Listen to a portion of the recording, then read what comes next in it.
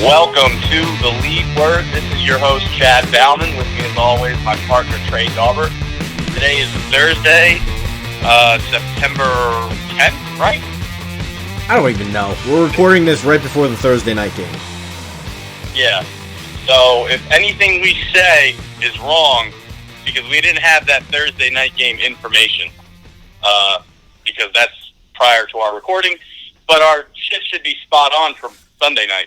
Or in Sunday games, so that'll be good. So, if you haven't listened to the show, what we normally do, we have some takeaways from the previous week, sort of preview the upcoming games. So, week 1 is in the books. I guess, Chad, we can start with you. Let's do 2 takeaways each this week. What's your takeaway number 1? Takeaway number 1 is Doug Peterson needs to get his shit together. Ooh. I blame Doug for the slow start.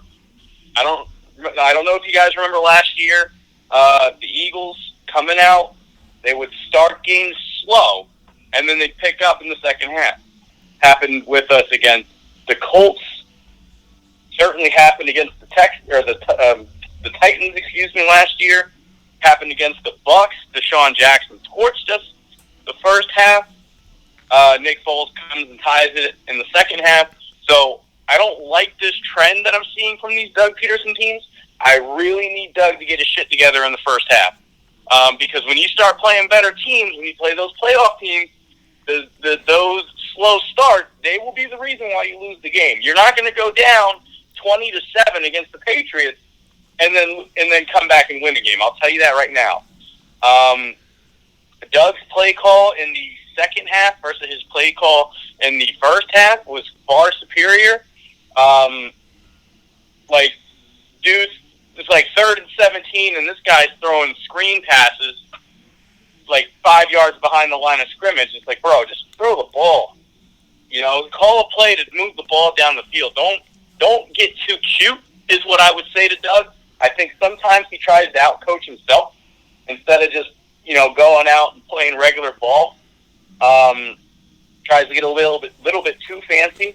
Another thing I need Doug to do is put Jordan Howard in the game more.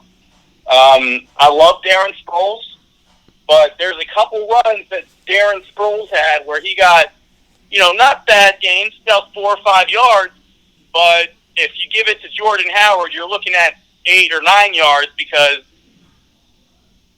Sproles can't break tackles like Jordan Howard can. I only want to see Darren Sproles on the field in passing situations, so 3rd and 5 or longer, and returning punts. I don't want to see Darren Sproles on the field on 1st and 2nd down as much as he was on the field on 1st and 2nd down against the Redskins. I think there was sometimes it's okay. Every once in a while, have him come in to run, some kind of gadget or something like that, or just hand him the ball off regularly. But not, I felt like it was more often than it should have been. And Jordan Howard gets 2 carries, averaging 6 yards, and we just don't give him the ball again for the rest of the game. That's unacceptable in my opinion. So I have 2 things when it comes to the Eagles. Number 1, is it possible that, all their starters didn't really play in the preseason? Can we just chalk up the slow start too? They were a bit rusty. It's the first game, though. Big deal. I mean, I think that might have something to do with it. I'm not going to say that it played that big of a deal into it because, again, I think it was play calling. I think it was, Doug had called a better second half than he called a better first half, and it showed. They put up, how many? Was it 28 unanswered points? 20 or 32 unanswered points, whatever? Yeah, I believe it was 32 unanswered. So I think it was the play call, and I think Doug has to be better. I think it's on him to call better plays. The second thing I had, it looks like Philadelphia really wants Miles Sanders to be the lead back. He did not have a good game in week 1. Are you concerned about that? Is it, the Redskins have a decent defensive front? What are your thoughts on Miles Sanders? Because it looks like they want to make him the lead back, but he was not good in week 1. And it doesn't look like they want Jordan Howard very involved in the offense. I wouldn't say Miles Sanders had a bad game, a bad week 1. He had the one big run. Called back. Right after Sproles had one, they give it to Sproles up the gut. Sproles took it for about 10, 15 yards. Then they give it to Miles Sanders. It looked like pretty much the same play, just out of a different formation. And he took it, I think, and he got another 15 yards on top of that. And then he had the one touchdown that was called back by a holding penalty, however. So I don't think Miles Sanders had a bad game. I think it was just rough sledding there in that first half. I think the whole Eagles, as an offensive unit, not even just an offensive unit, the whole Eagles team in general had a bad game in that first half. And in the second half, they really weren't running the ball that much. But when they did, I think all the backs were pretty successful. 11 carries, 27 yards for Sanders, so I hear you're not very concerned about that at all. Like I said, the majority of his carries came in the first half, and no one was moving the ball. With the exception of the bomb to Deshaun right before halftime, nobody was getting anything done in that first half. So I'm not too concerned about it. I do want to see Jordan Howard worked into the rotation a lot more because, again, he comes into the game, he rips off 2 6-yard runs right off the bat and doesn't touch the ball again. So I do need to see Jordan Howard, but I'm not concerned about them wanting to make Miles Sanders a featured back because, again, he played well, in my opinion, in that second half. The whole team did. And he did have a touchdown and just got called back for a holding penalty. Here's one thing you can be happy about, though. Wentz to Deshaun Jackson. 2 big bombs. That looks like a lethal play all year. Wentz looks like MVP form. I mean, that connection you have to be happy about, though.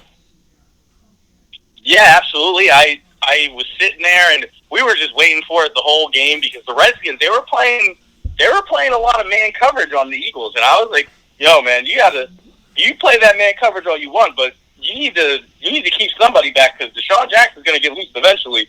And sure enough, right after we said that, he scores the touchdown. Anything else to add on Philly? I do want to say this as far as Philly's defense is concerned. Well, more specifically, I guess this is more about Case Keenum. The Redskins, they're probably going to want to move on sooner than later. I think I said this when we did our. I forget when I said this, but we did a show a little while back, and we did predictions, and I said that the Redskins are probably not going to switch Dwayne Haskins in until week 9 or week 10 because Keenum is going to have them in the playoff hunt. I think we saw exactly what you get out of Case Keenum in this game. With the exception of the one long pass that he made, the one where Rasul Douglas got beat and went for 76 yards or however many yards it was. I think it was 40 yards. But anyway, with the exception of that one play, Case Keenum does not throw the ball down the field. If you watch, all of his completions are within 15 yards of the line of scrimmage. Anything over 15, with the exception of that one play, was run after the catch, like Vernon Davis. So I think I had my prediction spot on. Case Keenum's going to keep him just in and up for a playoff contention, and then he's going to get him dropped out, and then that's when Dwayne Haskins is going to take over. I believe I said week 4 for Haskins. That you're probably on the better side of that one. You said week 4. I said about week 9 or week 10. I think I'm right. I think he's going to keep them in it just enough where they think that they're going to the playoffs. And then when they finally get dropped out of the playoff race, that's when they'll bring in Dwayne Haskins and they'll see what they got with him. All right, Chad, anything else on Philly? No, that's it. All right. That was Chad's week 1 breakdown number 1. Before I begin mine, check out the website, vendettasportsmedia.com. Give Chad a follow on Twitter at Lilfooted, LALFWOTED, and I am Trey Daubert, TREYDAUBERT. I should also mention the site is growing. We have 10 people on board. So if you're interested in joining or listening to this podcast, feel free to reach out to me. Again, vendettasportsmedia.com. Breakdown number 1, takeaway number 1 for me. So, Chad, when I was little and growing up, I had this grandfather, and anytime he thought I was getting out of line or he thought I was feeling myself too much, he's like, boy, you need a slap. You ever have a family member like that growing up? He just give me a little cuff on the back of the head. He's like, you need a slap just to keep you in line. My grandpa used to kick us in the ass. I'm sure a lot of people have a relative out there that exactly that happened to them. So, Chad, I'm watching the Cleveland Browns this week. It's not the fact that they lost by 30. It's the fact that they had 18 penalties. It's the fact that Odell Beckham wore a watch. It's the fact that Baker Mayfield says he's blown away the Giants took Daniel Jones. It's the fact that Greg Robinson kicks a guy in the face. This team is feeling themselves too much. They came into week 1, top of the world, feeling like they were Super Bowl contenders, and they got slapped in the mouth by a Tennessee Titans team with Marcus Mariota that's not that good. They lost by 30 because they beat themselves and they're not disciplined, and Freddie Kitchens has no control over this team. They're a mess. Chad? Yeah. I think anytime you get beat by 30 by the Tennessee Titans, it's bad. I think the one screenplay to Derrick Henry, oh my God, dude, I don't remember what Derrick Henry ran at the 40-yard dash in the combine. 4.5. But I swear to God, that screen pass he took for a touchdown, he was running slower than molasses rolling uphill. Am I wrong there? Like, how do you not tackle him? He's never really a receiving threat. It's Deion Lewis is the receiving back. It's crazy. There was a lot going wrong for Cleveland in that game, but I think you are absolutely right. They did themselves no favors. There's a couple little smaller things I think we should step on. Number 1, I think the biggest mistake the Browns made this offseason, and nobody really mentioned it during the offseason, trading away Kevin Zeitler was a massive mistake. They traded him for Olivier Vernon. That offensive line took a major step back, at least in week 1. Baker Mayfield was under duress basically the whole game, and he's not a guy that's Deshaun Watson. He's not that athletic, and he's small. He needs protection. A lot of guys like Watson, they can maybe get away with it sometimes. Baker Mayfield's not getting away with bad offensive lines. Well, with Mayfield, I think he can. He's kind of like a Drew. I think he's a little bit faster than Drew Brees, especially now in Drew Brees' career. But when it comes to Baker, I think with him, he's kind of like Drew Brees, like mobility-wise, where, again, he has a little bit better straight line speed, but when you're talking about maneuvering in the pocket, he can maybe slip one tackle, get away from one guy. But he's not, like you said, like Deshaun Watson. He's not like Carson Wentz. And even Dak Prescott. He's not going to be able to slip multiple guys at the same time, like those big body quarterbacks can. So that protection, you're right, is imperative.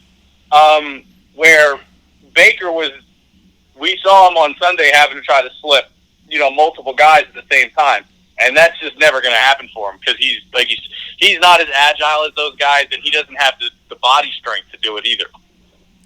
Number 2, we should mention Odell Beckham. This guy continues to prove that he just does not care about winning. Like, oh, okay, maybe we shouldn't make a big deal about the watch thing. You can't go out there by 30, and then all the reporters ask you about the watch, and then you say, yeah, we're going to wear it next week. This guy does not care about winning. He basically chucks Freddie Kitchens the finger every single week because Kitchens has no control over this team. And I want to point out another thing. I've been saying this forever. Statistically, every time Odell Beckham goes for 100 yards, his team has a horrible record. On Sunday, Mayfield kept feeding Odell, and Cleveland could not move the ball. He had a passer rating of 40 when he was targeting Odell Beckham. And Beckham was getting double teamed, and Tennessee was just baiting him in the throws, and Mayfield kept looking for the deep bomb, and he was either throwing picks or getting sacked. And there's a chance Odell tanks this team.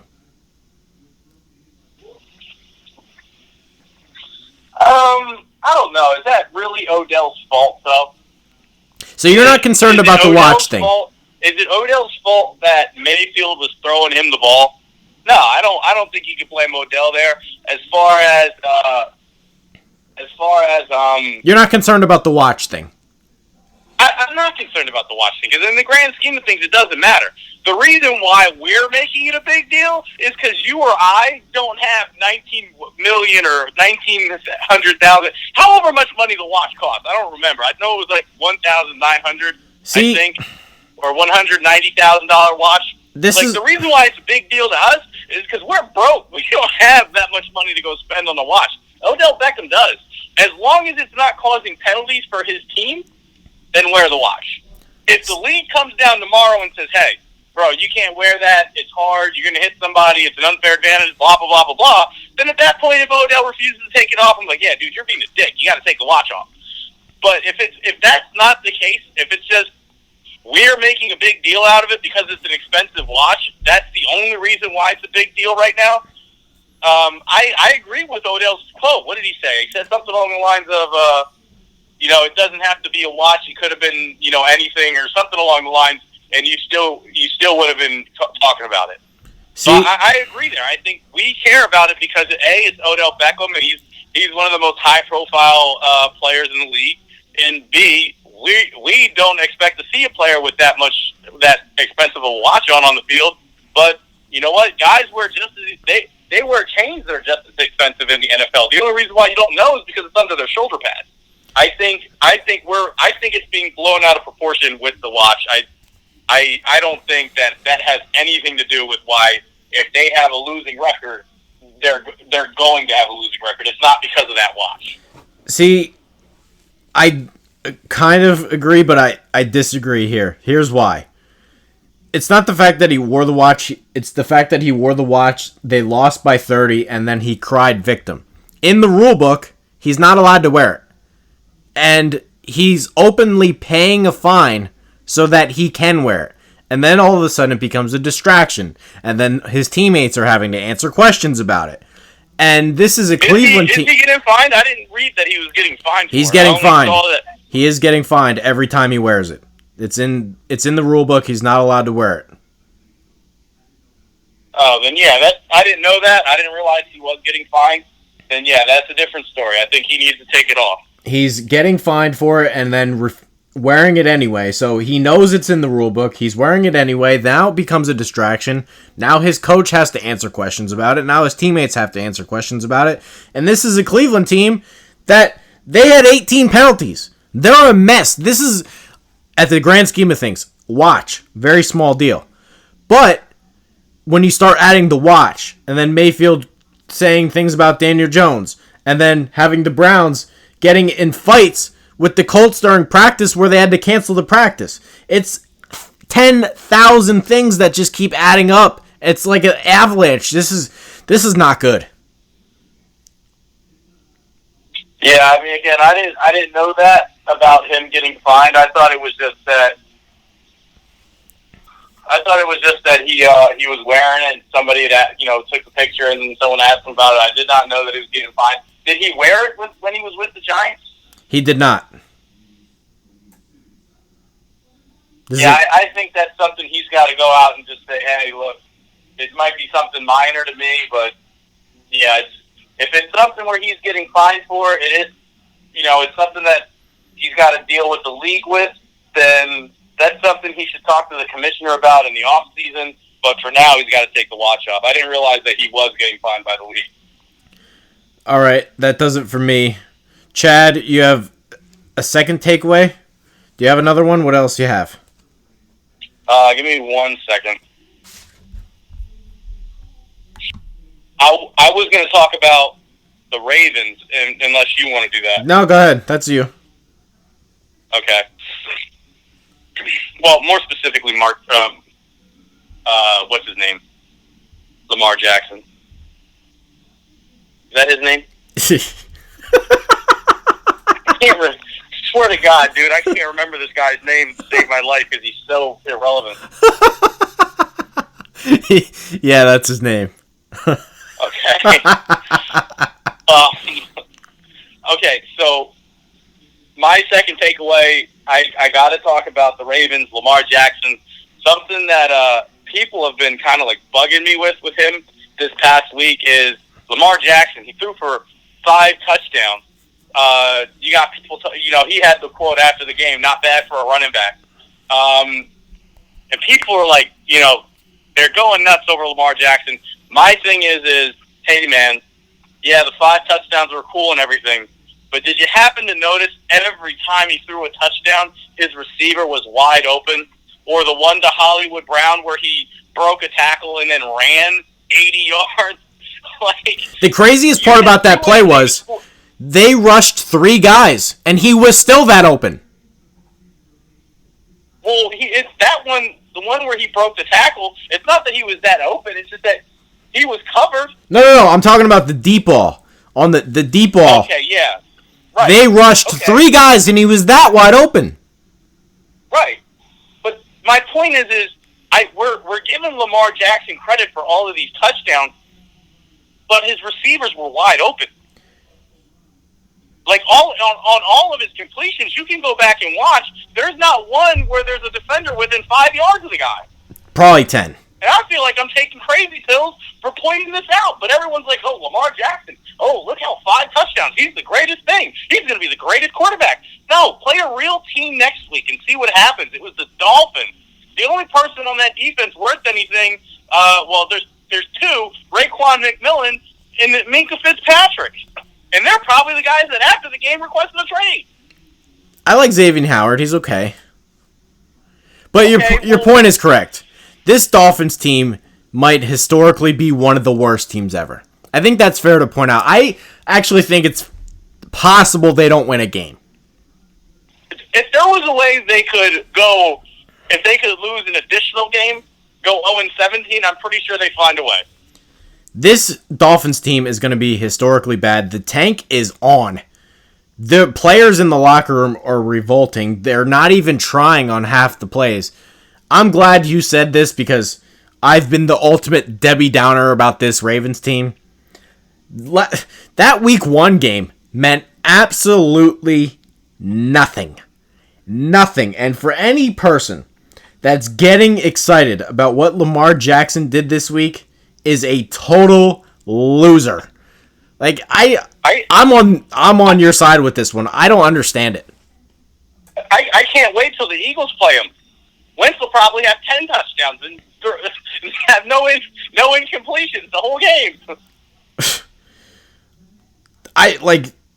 This is a classic example of fans just don't get it. This Dolphins team's gonna be historically bad. Worse than the winless Lions bad. There's a reason why they're a 68 overall in Madden, and they are the worst team by a mile. And that was before they traded Tunzel. And I get, give credit where credit is due. Lamar Jackson, he did a great job of getting the ball to the open receivers. But when your guys are wide open by 5 yards in any direction, it's not hard. You're basically just playing catch at that point. It's not like there was a pass rush. No. He wasn't under any duress the entire game. I'm pretty sure this is the first Lamar Jackson game that I watched where he never stepped outside of the pocket. It almost looked like it was a college team playing a high school team. It looked like an NFL team playing a Pop Warner team. The supporting cast of the Ravens, the entire supporting cast, looked like it looked like 18-year-olds playing 13-year-olds. The massive gap between the Ravens players roster, the overall roster, and the Dolphins roster wasn't close. I don't think you can have any takeaway on what Lamar Jackson did. I'm pretty sure the Ravens could have put in their third-string players and still won that game. It would have been close at that point. I'm pretty sure they could have won. Well, they put RG3 in the game, and he was putting up numbers. That game was basically for the Ravens. Hey, just show up because it was in Miami, right? I believe so.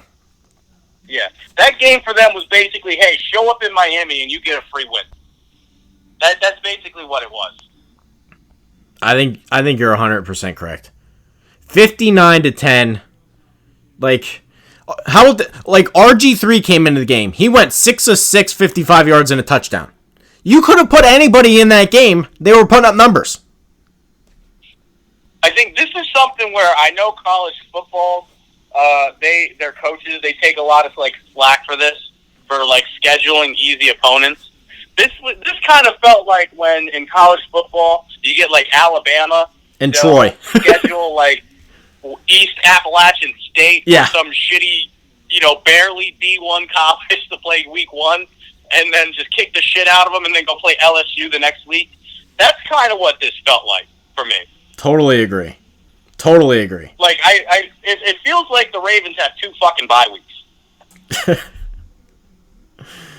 All right, I'm going to get started on my second takeaway. Not going to be too long. I just want everyone to appreciate just how fantastic Deshaun Watson is. Because I know NFL fans, and they just say, oh, well, he didn't win the game. And people are just obsessed with the outcome of the game. This man is a magician. I'm not sure, Chad, that he's not the best quarterback in the NFL. Is that, I think you can make the argument. I'm not saying he is. I think you can make the argument he's the best quarterback in the NFL. This man just goes out. He's a strong second best. Carson Wentz is the best. That's fine. I'm just saying, I just want everyone to appreciate just how good Deshaun Watson is.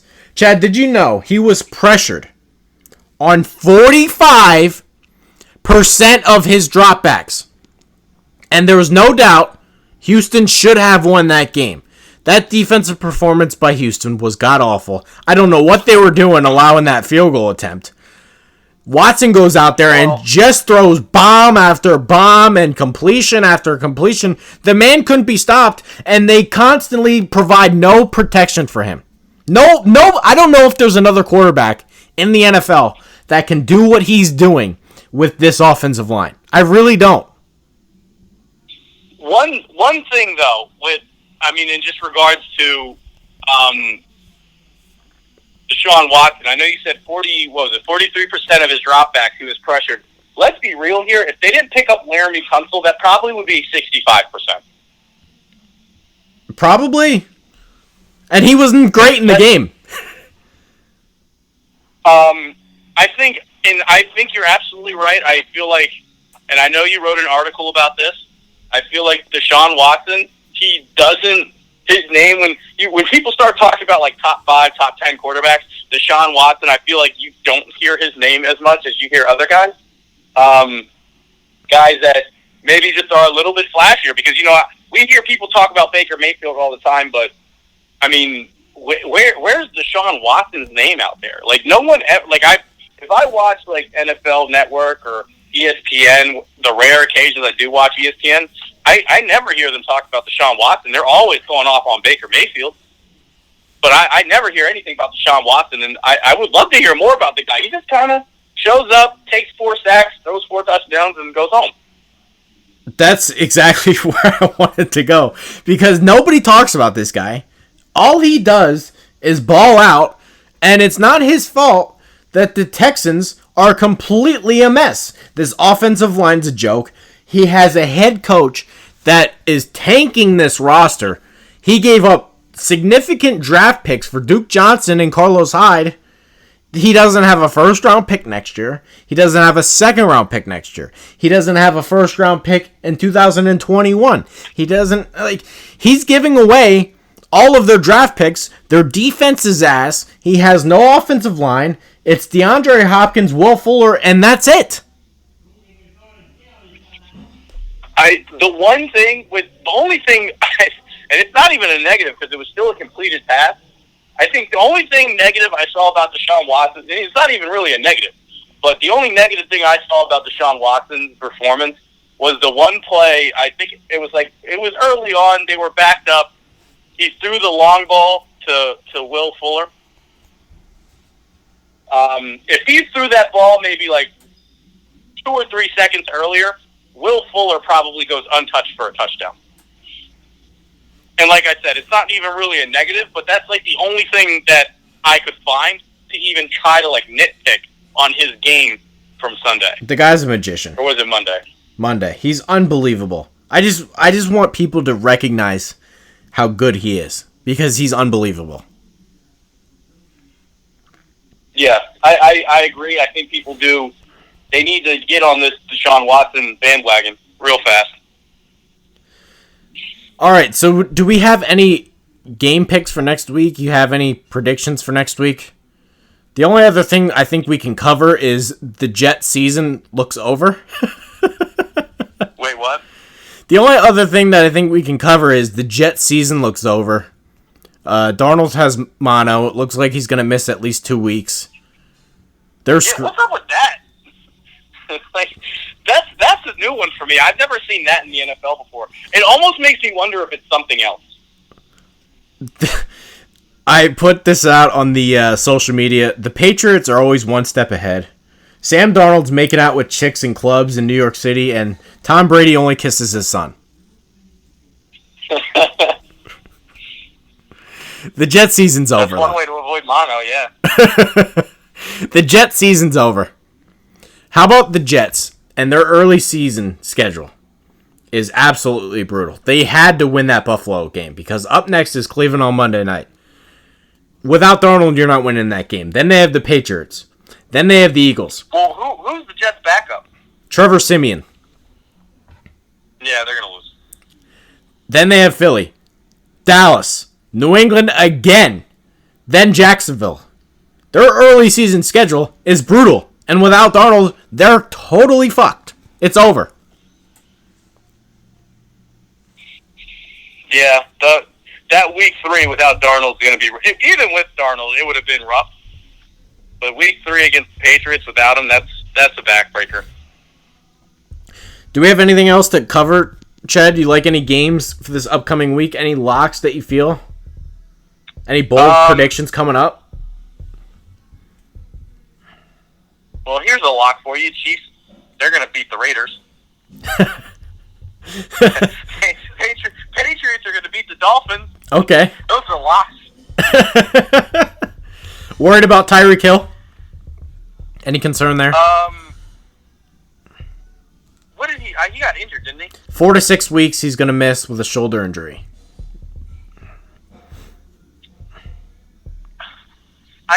It's not going to be helpful to them to lose Tyreek Hill because he's so good.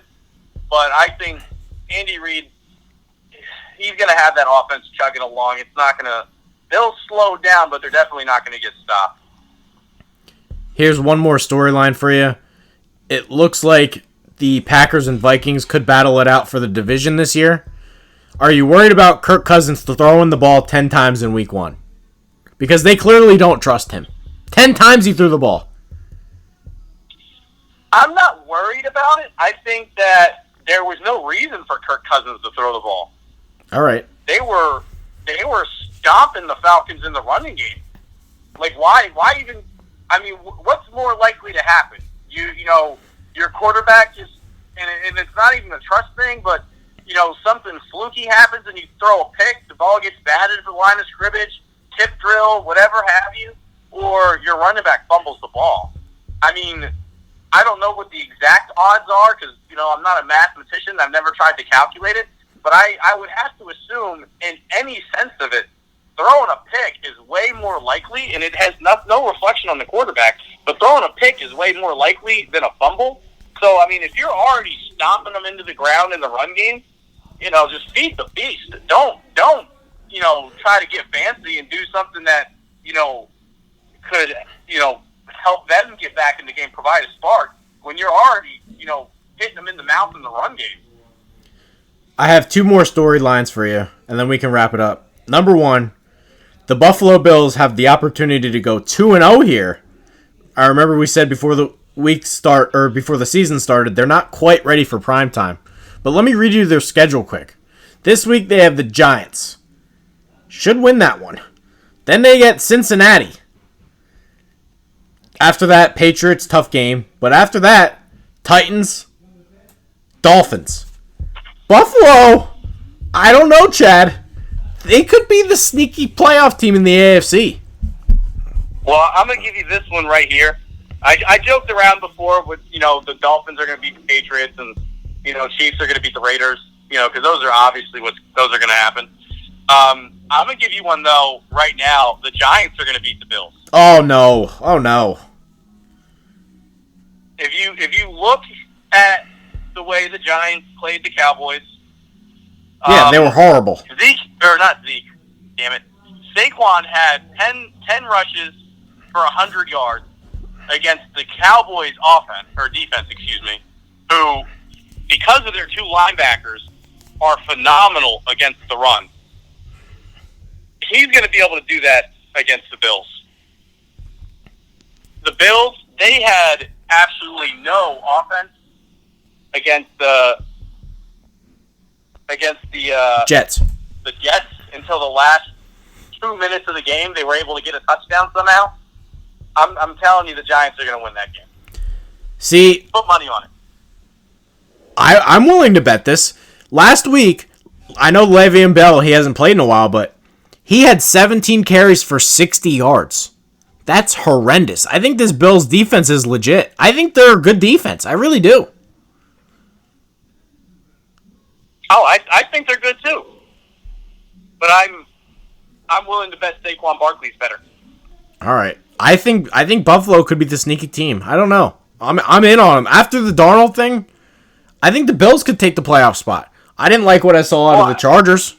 I said this in our AFC preview. My issue isn't with the Bills' defense. I like their defense. My issue is with their offense. I still like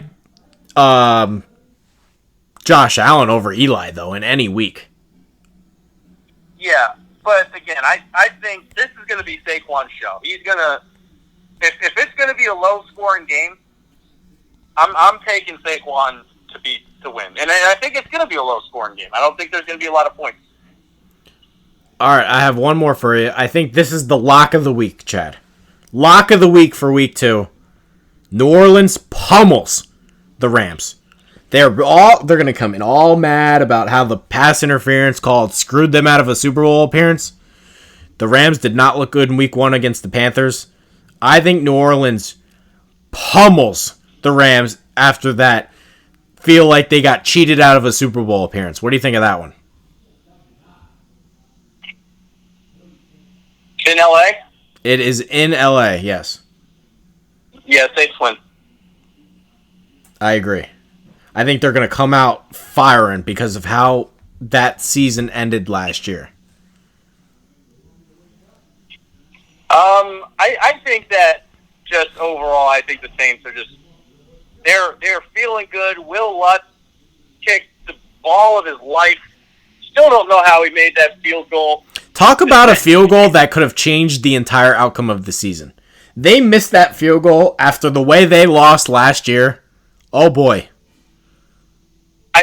The only thing I can equate it to is when Jake Elliott kicked I think it was still a 63-yarder or two against the Giants the year we won the Super Bowl. Yeah. But for different reasons, if Jake misses that field goal against the Giants in 2017, we don't get home field advantage, so we don't win. We don't go to the Super Bowl. Versus this, that's just big momentum for the Saints. I agree. Coming out of Week 1. I agree. You're down. You get barely just. You're not even really in the guy's field goal range, considering his career long up to that point was 57. You don't have any wind, helping you on your back since you're in the dome, and he could have hit that from 73 yards. I don't know if you were paying attention. Oh, he killed it. It cleared the crossbar by a good margin. Yeah. Yeah, so we're on the same page there. Chad, do you have anything else to add before we wrap this up? No, I think I'm good for our Week 1 breakdown and Week 2 preview. Dalvin Cook. He's going to lead the league in rushing, Chad. I phone cut out a little bit. What'd you say? Dalvin Cook. He's going to lead the league in rushing. He's off to a strong start. Only if Carson Wentz doesn't. Okay. All right. Yeah, he's a candidate. He's a candidate. I think it's going to be... It's either going to be him or Saquon, to be honest with you. I think Dalvin Cook, he's going to have more all-purpose yards than Saquon, but Saquon's going to have more rushing yards than him. All right, that's it for me. Chad? All right. Thanks for giving us a listen. Don't forget to follow us on Twitter, Vendetta_media, because that's the Twitter page for the main site where you get all the news, all the articles, all the podcasts, all the videos, everything coming at you through that Twitter page. So go ahead and give us a follow there. Go ahead, like us on Facebook, vendettasportsmedia.com. You can find us by searching that. Check out the site on your own if you want to. You can also follow me and Trey on Twitter separately. Trey is at Trey Daubert, TreyDaubert. I am at Lilfooted, Lilfooted. So don't forget to give us likes and follows and shares and whatever, because we're trying to get paid, basically. But anyway, to be serious, thanks for giving us a listen, and we'll see you next week.